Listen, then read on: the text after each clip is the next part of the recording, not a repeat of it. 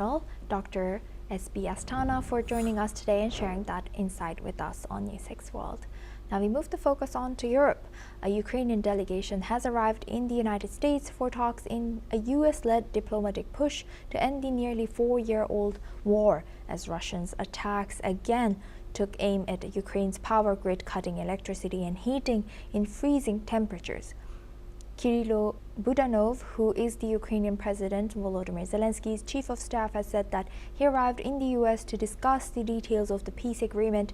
Writing on the Telegram messaging app, Budanov has said that he, together with Ukrainian negotiators Rustem Umerov and David Arakhamia, would meet with U.S. envoy Steve Witkoff and President Donald Trump's son-in-law Jared Kushner and U.S. Army Secretary Dan Driscoll.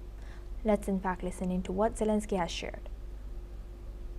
Сьогодні ж українська делегація вже у Сполучених Штатах Америки. Рустем Умєров, Кирило Буданов, Давид Арахамія. Ближче до вечора, за київським часом, я очікую перші доповіді щодо зустрічі. Головне завдання для української делегації – дати всю реальну інформацію про те, що відбувається. Про наслідки російських ударів, в тому числі наслідком цього терору є дискредитація дипломатичного процесу. Now for this discussion, we welcome back Mr. Glenn Grant. He's an expert advisor to Defense Minister of Ukraine and geopolitical commentator, joins us live from Latvia. Thank you very much, Mr. Grant, for staying with us. Now, as we were talking about Greenland also coming into picture, how critical is this timing for Ukraine to, lead or to make sure that U.S. understand the urgency of, a ceasefire deal and takes this upcoming talk very seriously? There are a lot of things at play here.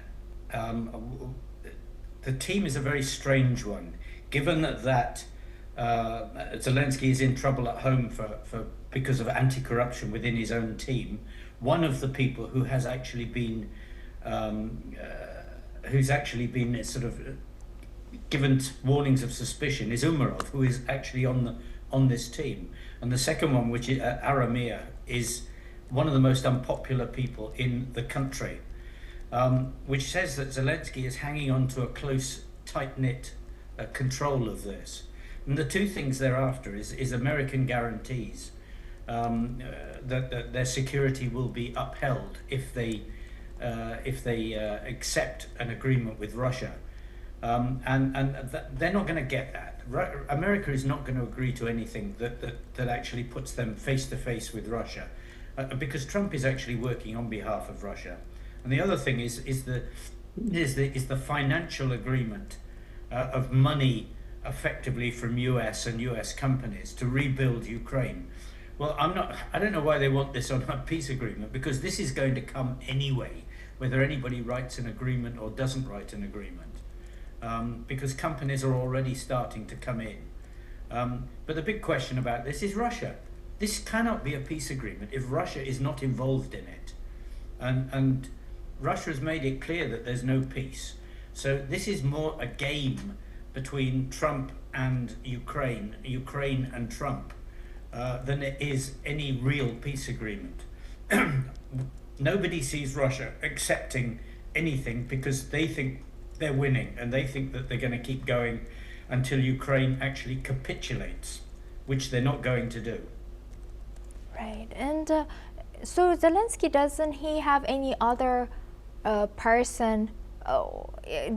Are these two people, who have corruption charges or who are involved in these scandals, are the best people that Zelensky could have sent to talks? And also from Trump's, team, it's Jared Kushner's son-in-law and Steve Witkoff. So from U.S. side, isn't there anyone else that Trump could have sent, or Trump could have maybe appointed as a diplomat over here to talk this out? Yeah. Both cases are absolutely right, and it's a good question. Is why both sides are sending teams of people that the leaders trust, rather than actually a proper diplomatic team to do diplomacy, which comes down to the fact that what we're really talking about is money. Let's get back to let's be honest about this. We're talking about money and the movement of money, and money to Ukraine that can then be stolen and that can then find its way back into the coffers of Trump. We're not talking about any great peace deal, because both sides know that Russia's not going to play on this.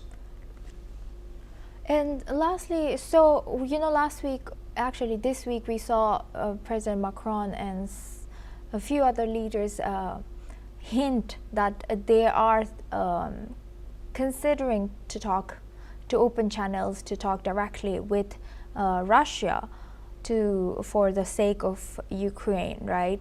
What's your take on that? Do you think that's going to be more, is it for the better if they talk directly instead of involving Jared Kushner, Steve Witkoff, and the business or family-oriented delegation through U.S.? No, the answer to that is no. I mean, it's actually worse, not better, because all it shows all it shows Putin is that the West is beginning to crack, and they're getting weaker. I mean, Macron has been talking to Putin solidly throughout this, and has got absolutely nowhere with it, and people just think he's a joke for trying it. Meloni seems to think she's got some sort of sway or power, but neither case is true. The fact is that Putin wants this to happen because he wants this dissension between the actual NATO groupings. It's part of his strategy to crack NATO and break up NATO, a strategy that Trump is helping him with at the moment.